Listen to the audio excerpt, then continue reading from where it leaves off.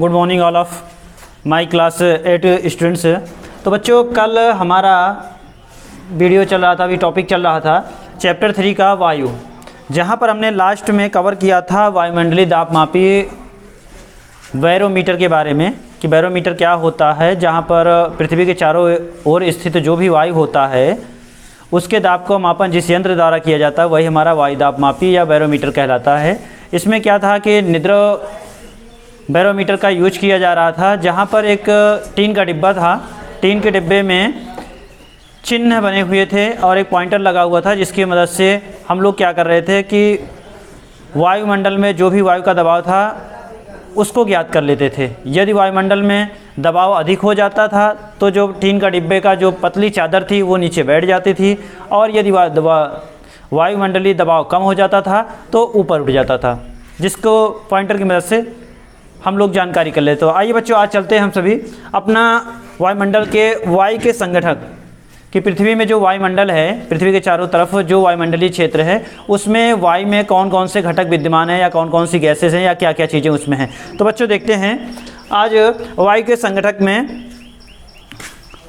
यदि हम पृथ्वी में जो वायुमंडल में कोई शुष्क वायु ले ली जाए, नम वाली नहीं लिया जाएगा, शुष्क वायु यदि लेते हैं तो शुष्क वायु में शुष्क वायु के विभिन्न जो गैसें हैं, शुष्क वायु के एक आयतन में विभिन्न गैसें तथा उनके कण विद्यमान होते हैं। समझ रहे बच्चों क्या चीज़? यदि हम कोई वायुमंडलीय में शुष्क मतलब यदि हम ग्रीष्म ऋतु में कोई वायु का आयतन लेते हैं किसी भी मात्रा में, तो उसमें जो नाइट्रोजन की मात्रा है उसके आयतन में जो आपने वायु ली है उस वायु में विभिन्न गैसें तथा कणों का मिश्रण होता है, और उसमें क्या होता है, नाइट्रोजन वायु के जो संगठक है वायु विभिन्न गैसों तथा कणों का मिश्रण होता है, और उस वायु गैसों में नाइट्रोजन आपका 78% होता है और ऑक्सीजन 21% होता है, आर्गन 0.91% मतलब 0.91%, कार्बन डाइऑक्साइड 0.033% होता है, तथा इसके अलावा जो भी गैसें बचती हैं उनको हम सभी निष्क्रिय गैसें भी बोलते हैं, अक्रिय गैसें हैं। आगे देखते हैं बच्चों, अब इन्हीं वायु के संगठनों में पहले का हम लोग एक्सप्लेनेशन करते हैं, इसके बारे में थोड़ा बहुत जानते हैं नाइट्रोजन के बारे में। नाइट्रोजन क्या है? वायुमंडल में जो हमारे पास शुष्क वायु है उसके वायु में हमारा जो नाइट्रोजन का परसेंट होता है 78% होता है, मतलब कह सकते हैं वायुमंडल में उपस्थित वायु में हमारे नाइट्रोजन की मात्रा 78% होती है, जिसमें ऑक्सीजन के प्रति जो नाइट्रोजन है ऑक्सीजन के प्रति कम क्रियाशील होती है, या कह सकते हैं कि नाइट्रोजन की उपस्थिति में जो वायु में ऑक्सीजन है उसकी क्रियाशीलता को कम कर देती है। कम करने से क्या होता है कि वायु या कह सकते हैं नाइट्रोजन के ऑक्सीजन की यदि क्रियाशीलता कम होती है बच्चों, तो जो जीवित प्राणी हैं या सजीव प्राणी हैं उनको श्वसन में तकलीफ नहीं होती, नहीं तो कठिनाई होती, क्योंकि वहाँ की एटमॉस्फेयर या वायुमंडल में जो वायु है वहाँ की वायु हट जाती और आप सांस में क्या लेते हैं, ऑक्सीजन आपको नहीं मिलता, आपको दूसरी वायु मिलती, अन्य जो गैसेस बची हैं। तो बच्चों आज देखते हैं, और ये जो नाइट्रोजन है ये वर्षा के समय में, जब आपके यहाँ बरसात का जैसे आज का मौसम चल रहा है, वर्षा के ऋतु में जब बादलों के बीच में बिजली चमकती है, आकाशीय जो बिजली चमकती है, तब ये नाइट्रोजन क्या करती है, नाइट्रोजन वायुमंडलीय जो वायु है उससे क्रिया करके नाइट्रोजन के ऑक्साइड बना लेती है। क्या बनाती रहती है बच्चों? नाइट्रोजन के ऑक्साइड बनाती है। फिर ये जो नाइट्रोजन के ऑक्साइड हैं ये वर्षा के रूप में जल में घुलकर, वर्षा के रूप में जो वर्षा का जो जल आता है उसमें घुलकर ये क्या होते हैं, नाइट्रेट के रूप में पृथ्वी पर बरसात के रूप में आती हैं, जल की बूंदों के रूप में गिरती हैं। ठीक है बच्चों, आगे देखते हैं नाइट्रोजन की उपयोगिता, नाइट्रोजन की क्या उपयोग है। चलिए बच्चों देखते हैं, पहला नाइट्रोजन का क्या उपयोग है। नाइट्रोजन, पहली बात तो इसका मुख्य उपयोग क्या है, नाइट्रोजन वायु में उपस्थित, ये क्या है, अप्रत्यक्ष रूप से, हम सभी जानते नहीं हैं, फिर मैं एक बार बताना चाह रहा कि अप्रत्यक्ष रूप में क्या है, नाइट्रोजन वायु में उपस्थित ऑक्सीजन की क्रियाशीलता को कम करता है, जिससे जो भी जीवित प्राणी हैं उनको सांस लेने में आसानी हो सके, मतलब उनको शुद्ध रूप से O2 या ऑक्सीजन की पूर्ति हो सके। दूसरा है बच्चों, यह जो नाइट्रोजन है जलने में सहायक नहीं होती है। क्या नहीं होती है? जलने में सहायक नहीं होती, मतलब क्या है, किसी चीज़ को जलाती नहीं है, किसी पदार्थ को जलाती नहीं है। तीसरा है बच्चों, नाइट्रोजन क्या है कि इसका निर्माण नाइट्रोजन के द्वारा पौधे अपने लिए प्रोटीन का निर्माण करते हैं, या कह सकते हैं पौधों में जो प्रोटीन का निर्माण होता है नाइट्रोजन की पूर्ति से ही होता है, तथा मनुष्य में जो प्रोटीन की आपूर्ति होती है, प्रोटीन की आवश्यकता जो होती है सजीवों में, वो क्या होता है इन पेड़ पौधों से वो प्राप्त कर लेते हैं, जीव जंतुओं से। जैसे क्या है प्रोटीन के स्रोत कौन से हैं, दालें हैं, अंडे हैं, दूध हैं, मांस, मछली इत्यादि। इस तरह से सजीव प्राप्त करते हैं, जबकि पेड़ पौधे प्रोटीन को, यदि पेड़ पौधों को प्रोटीन चाहिए तो वो नाइट्रोजन से ही कर लेते हैं, नाइट्रोजनीकरण इसको बोलते हैं, जिससे ये प्रोटीन अपना बना लेते हैं। चौथा देखते हैं बच्चों, नाइट्रोजन का उपयोग क्या है। नाइट्रोजन का उपयोग विभिन्न तरह के जो हमारे रासायनिक उर्वरक हैं, जैसे अमोनिया है, NH3, अमोनियम नाइट्रेट है, और आपके अमोनियम सल्फेट है, पोटेशियम सल्फेट है, यूरिया भी है। इस तरह के रासायनिक खादों में बनाने में भी आपका नाइट्रोजन का उपयोग होता है। आगे देखते हैं बच्चों, 5वां नंबर है आपका नाइट्रोजन का उपयोग विभिन्न तरह के विस्फोटक रसायन के जो होते हैं विस्फोटक यौगिकों को निर्माण में किया जाता है, जैसे TNT है, टाइनाइट्रोटोल्यूइन है, और उसके बाद ट्राइसेलुलोज है, और उसके बाद आपका नाइट्रोग्लिसरीन। ये इस विभिन्न तरह के रासायनिक विस्फोटक पदार्थ हैं जो कि बहुत ही घातक होते हैं, उनके भी यौगिकों के निर्माण में भी नाइट्रोजन का उपयोग किया जाता है। आगे बच्चों 6वां है नाइट्रोजन का उपयोग कई तरह के औषधियाँ बनाने में, क्या बनाने में, औषधियाँ मतलब दवाइयाँ बनाने में, तथा रंगाई आदि में कार्य किया जाता है। इस प्रकार से हम कह सकते हैं कि जो नाइट्रोजन है वो पौधे तथा जीव जंतुओं के लिए, वो पौधे तथा जीव जंतुओं के लिए वृद्धि के लिए नाइट्रोजन की बहुत ही आवश्यक, या बोल सकते हैं नाइट्रोजन एक बहुत ही महत्वपूर्ण तत्व है। क्या तत्व है भैया, क्या है कि नाइट्रोजन जीव जंतुओं तथा पेड़ पौधों के लिए, हमारे लिए, या कह सकते हैं सभी के लिए एक ही बहुत महत्वपूर्ण तत्व है।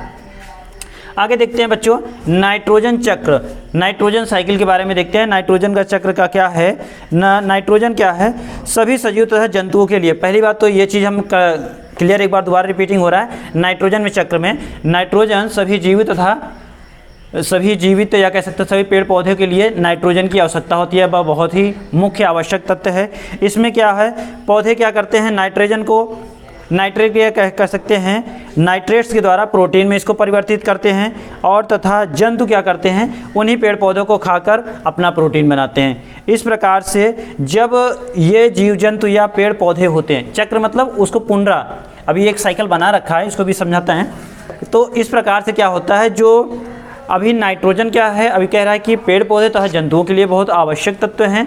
पौधे क्या करते हैं, किस लिए पौधों को आवश्यकता है, क्योंकि पौधे के अंदर जब प्रोटीन का निर्माण होगा तो नाइट्रोजन की पूर्ति से ही प्रोटीन का निर्माण होता है, मतलब उनको ऊर्जा प्राप्त होती है। उस तथा जीव जंतुओं को, पौधों को, जो पौधे बना लिए हैं प्रोटीन, उनको खाकर क्या करते हैं सभी जीव जंतु प्रोटीन को ग्रहण करते हैं। तथा इसके बाद यदि खा लिया और ग्रहण भी कर लिया तो नाइट्रोजन की कमी वायुमंडल में हो सकती है, धरती पर हो सकती है। तो इसके लिए क्या होगा कि जो पेड़ पौधे हैं या जीव जंतु हैं, जब वो विघटित होते हैं, या कह सकते हैं वो जब मर जाते हैं, सड़ गल जाते हैं, तो पुनः क्या होता है कि जो नाइट्रोजन था, जो वायुमंडल से हमें प्राप्त हुआ था, या ज़मीन से जो नाइट्रोजन जीव जंतुओं को या सजीवों को प्राप्त हुई थी, वो पुनः ही क्या होता है, साइकिल चलने लगता है। ठीक है बच्चों, आगे देखते हैं।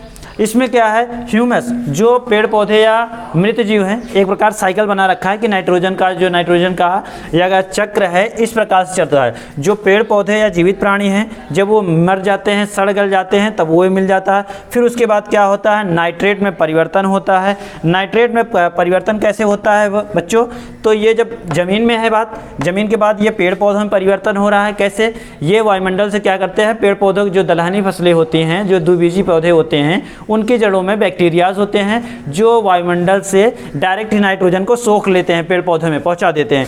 इसके बाद है नाइट्रेट। अब यहाँ पे क्या हुआ बच्चों, यहाँ पे नाइट्रोजन में परिवर्तन कर दिया। इसके बाद क्या हुआ, नाइट्रेट तोड़ा गया। कुछ विनाइट्रीकरण जीवाणु जो बैक्टीरिया होते हैं, नाइट्रेट को तोड़कर वापस क्या करते हैं, इसको वायुमंडल में भेज देते हैं। क्या करते हैं, कुछ ऐसे जीवाणु होते हैं, अब जो नाइट्रेट था उसको तोड़कर वायुमंडल में पूर्ति करा देते हैं। अब ये क्या हुआ, अब वो वायुमंडल में नाइट्रोजन की पूर्ति हो चुकी है। अब आगे क्रिया क्या होता है, जीवाणु द्वारा फिर स्थिरीकरण होता है।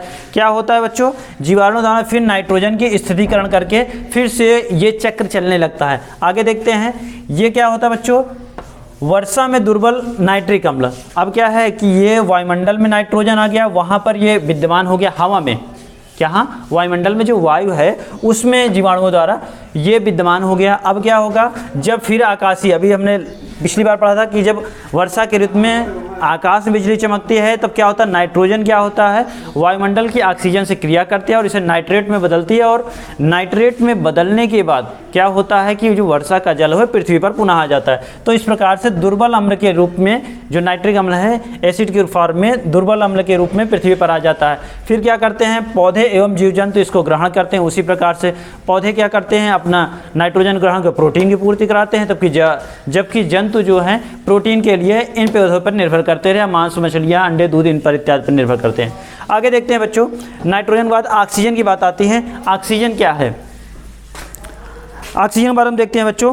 ऑक्सीजन जो है वायु का दूसरा मुख्य घटक है। पहला घटक कौन था, नाइट्रोजन था, दूसरा मुख्य घटक कौन है बच्चों, ऑक्सीजन है। तो ऑक्सीजन क्या है, जो वायुमंडल में वायु है उसका मुख्य दूसरा घटक है। इसकी वायुमंडल में मात्रा 21% होती है। कितनी होती है बच्चों, 21% हमारे वायुमंडल में जो वायु है उसमें ये मात्रा होती है। तो ऑक्सीजन की खोज सर्वप्रथम 1774 ईस्वी में प्रिस्टले ने की। किस सन में से बच्चों, सन 1774 ईस्वी में प्रिस्टले ने की। इन्होंने बताया कि ऑक्सीजन क्या है, वायु का एक घटक है। आगे चलते हैं बच्चों, ऑक्सीजन के पहचानने का भौतिक गुण कैसा होता है। ऑक्सीजन रंगहीन, स्वादहीन तथा गंधहीन एक प्रकार की गैस है। यह सामान्य स्थिति में, नॉर्मल जो सिचुएशन है, सामान्य स्थिति में यह जल में आघुलनशील होती है, मतलब ऐसे रख दो तो जल में मिक्स नहीं हो जाते। लेकिन प्रकृति में क्या होता है, प्राकृतिक रूप से या नेचुरल फॉर्म में ये धीरे धीरे जल में घुलती है। जल में घुलती है मतलब प्राकृतिक रूप से धीरे धीरे घुलती है, मतलब क्या है, जैसे क्या है, आपने तालाबों में देखा है कि कई सारे जीव जंतु या जलीय प्राणी रहते हैं। ये क्या करते हैं, अपने गलफड़े की सहायता से पानी में जो जल व ऑक्सीजन घुली हुई होती है उनको श्वसन के रूप में लेते हैं। तो जिससे क्या होता है कि जो जल में जीवित प्राणी रहते हैं या जल में जो जलीय प्राणी हैं, इसके घुलित ऑक्सीजन के ग्रहण करके ही अपना जीवन यापन करते हैं। ठीक है बच्चों, तो इस प्रकार यहाँ और आगे देखते हैं बच्चों कि और इसकी क्या ऑक्सीजन की क्वालिटी है। वायुमंडल में यदि हम ऊंचे स्थानों पर मतलब पर्वतों पर या टीलों पर कहीं ज़्यादा ऊंचाई पर जाते हैं तब क्या होता है, वायुमंडल में ऑक्सीजन का जो स्तर है धीरे धीरे कम होने जाता है। क्या होने जाता है, कम होते जाता है, जिससे दबाव अधिक होने लगता है। तो इसलिए जो भी पर्वतारोही होते हैं या कह सकते हैं जो ऊंचाई पर जाना चाहते हैं उनके लिए क्या होता है, वो सभी ऑक्सीजन के उपयुक्त सिलेंडरों का उपयोग करते हैं, जिसमें ऑक्सीजन प्रयुक्त रहता है, भरा हुआ रहता है मिक्स रूप में। उनका सिलेंडर का उपयोग करके ये सभी ऊंचे स्थानों पे जा सकते हैं, इनको श्वसन के में तकलीफ नहीं होती है। नहीं तो क्या होती है कि बच्चों कि आपके वायुमंडल में क्योंकि ऊपर जाने पर दबाव कम हो जाता है और आपके जो ब्लड का दबाव है वो बराबर ही बना रहता है और आपके शरीर से क्या हो जाएगा, ब्लड फ्लो होने लगेगा नाक से, आँख से, कानों से, तो इंसान की मृत्यु हो जाती है इस कंडीशन में। आगे देखते हैं बच्चों, ऑक्सीजन के रासायनिक गुण। क्या चीज़, ऑक्सीजन के रासायनिक गुण, chemical properties of oxygen. Oxygen के क्या क्या रासायनिक गुण हैं। पहला है दहन। क्या है बच्चों, दहन। तो ऑक्सीजन क्या है, ऑक्सीजन तो खुद तो जलती नहीं है, लेकिन क्या करती है, किसी चीज़ को जलना है तो उसमें जलने में मदद करती है। जैसे कि आप एक तीली को, बुझती हुई तीलों को ले जाएं जिसमें ऑक्सीजन का भरा हुआ या जार कह सकते हैं, ऑक्सीजन का कोई जार है, उसमें आप बुझती हुई तीली ले जाते हैं तो वो तीली क्या होती है, तेज़ी से जलने लगती है। खुद नहीं जलती है बट किसी चीज़ को जलाने में समर्थ रखती है। आगे है लिटमस के साथ क्रिया।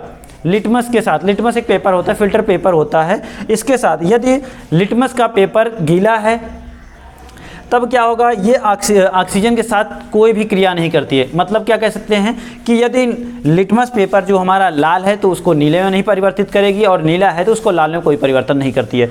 तो इसमें कोई क्रियाशीलता नहीं होती है। आगे देखते हैं बच्चों, अधातु के साथ क्रिया।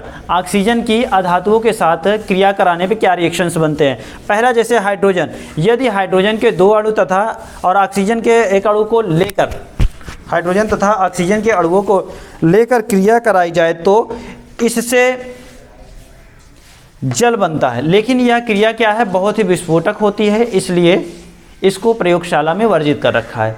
आगे देखते हैं बच्चों, सल्फर के साथ यदि क्रिया कराई जाए तो, अधातु है एक सल्फर, यदि सल्फर की ऑक्सीजन के साथ क्रिया कराई जाती है तो ये सल्फर डाइऑक्साइड में परिवर्तित कर देता है। इसी प्रकार से ऑक्सीजन की यदि धातुओं के साथ क्रिया होती है तब क्या होता है बच्चों, देखते हैं। जैसे हमारा धातु है सोडियम, सोडियम की यदि ऑक्सीजन के साथ क्रिया होती है तो सोडियम ऑक्साइड में यह परिवर्तित कर देता है। इसी प्रकार से आपकी कैल्शियम एक धातु है, यदि कैल्शियम के साथ इसकी क्रिया कराई जाती है तो ये क्या होता है, कैल्शियम ऑक्साइड में परिवर्तित हो जाती है। आगे देखते हैं बच्चों, ऑक्सीजन के क्या उपयोग हैं, ऑक्सीजन के मुख्य क्या उपयोग है, यूजेस ऑफ ऑक्सीजन। तो पहला तो है आपका श्वसन करने में। हम सभी जानते हैं कि बिना वायु के या बिना ऑक्सीजन के हम लोग श्वसन क्रिया नहीं कर सकते हैं। यदि श्वसन क्रियाएं नहीं होंगी तो आपका जीवित रहना संभव नहीं है, आप तुरंत ही या कह सकते हैं तत्काल ही आपकी मृत्यु हो जाए। तो पहला क्या है, श्वसन में। तो सभी जो जीवित प्राणी हैं, चाहे अस्थावर हो या जंगम हो, मतलब स्थिर रहने वाले हों प्राणी हो या चलने फिरने वाले हों, सभी को अपना जीवन यापन करने के लिए, श्वसन प्रक्रिया को कंप्लीट करने के लिए उनको श्वसन की या कह सकते हैं ऑक्सीजन की नितांत आवश्यकता होती है, ज़रूरत होती है। तो बच्चों आज आपका जो चैप्टर 3 चल रहा है, कुछ टॉपिक से आज यहाँ तक क्लियर हुए हैं, थोड़ी कुछ बातें बाकी रह गई हैं, तो नेक्स्ट वीडियो में हम सभी कवर करेंगे। तो बच्चों आप लोग इसको निरंतर तैयारी करते रहिए, पढ़ते रहिए, साथ साथ चलते रहिए। धन्यवाद।